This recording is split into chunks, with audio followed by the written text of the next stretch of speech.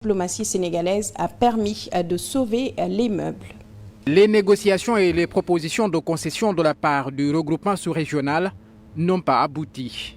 Comme ils l'ont annoncé il y a un an, les 3 membres de l'Alliance des États du Sahel ont mis à exécution leur menace de sortir de la CEDEAO. Toutefois, cela ne signifie pas un échec de la médiation sénégalaise, estime Bakary Samb. Je pense que la médiation sénégalaise a permis de rompre avec la manière dont on a géré la crise nigérienne qui a poussé à créer l'AOS. C'est-à-dire que la CEDEAO est sortie, grâce à cette médiation, de la dimension, en tout cas de l'approche punitive et des sanctions.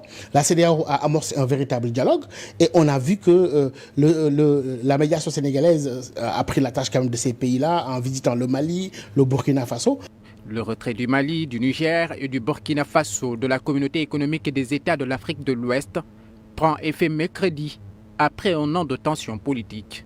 Ces 3 pays traversent une crise sécuritaire depuis quelques années, une crise qui, à long terme, risque d'impacter d'autres pays de la sous-région, prévient l'analyste. Si les choses ne s'arrangent pas, c'est qu'on en arrive à ce qui est au sein de la CEDEAO, parce que c'est au milieu de la CEDEAO, 3 pays qui connaissent de l'instabilité. S'il y a de l'instabilité dans les pays de l'AES, cette instabilité est au sein et à l'intérieur de l'espace CEDEAO. Le Burkina Faso, le Mali et le Niger, désormais unis dans une confédération, l'Alliance des États du Sahel, accuse la CEDEAO d'avoir imposé à leur encontre des sanctions inhumaines, illégales et illégitimes après les putschs qui les ont portés au pouvoir. Ils estiment aussi que l'organisation ouest-africaine ne les a pas suffisamment aidés à lutter contre les violences djihadistes.